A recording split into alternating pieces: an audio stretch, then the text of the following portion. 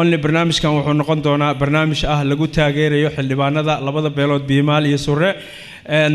taageerada darteed lagu taageerayo si ay uga soo baxaan waxyaabihii ayaga loo doortay iyo dadkii u doortay waajibaadkay u doorteen inay ka soo baxaan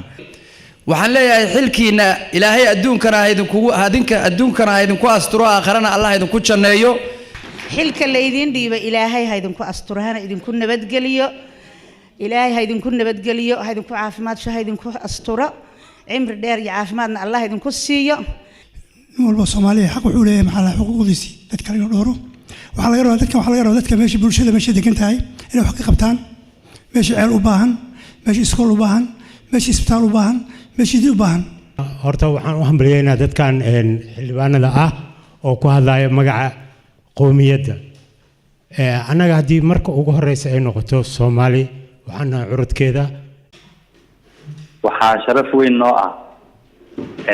xafladan ka tirjumaysa adinka jaaliyadiina reer UK isku xirnaantiina ka tirjumaysa iyo rabitaankiina horumarka isbedelka beesha ama dhammaan Soomaaliya oo dhan aad jeceshiin waxaan u hambalyeeynaa xildhibaanada qaran ee la doortay waxaan leeyahay ilaahay ha ka dhigo kuwii waajibkooda guta waxa caawa farxadii inaan ka soo qayb galo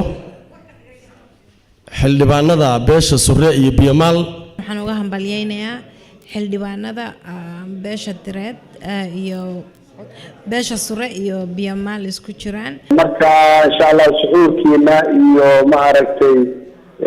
hawshaas oo meesha ku qabateen ma aragtay aad baad ugu mahadsantihiin annagana insha Allah ilaahay waxaan ka baryeynaa inuu ma aragtay inuu nagu asturo xilkaas adduun iyo aakhirada inuu nagu asturo oo noqono ma aragtay dadkan xildhibaanada iyo meeshii dadkii ma aragtay samata bixinta iyo ma aragtay waxqabadka xildhibaanada qaranka Soomaaliya waxaan leeyahay ambalyo beel walba inay matalayso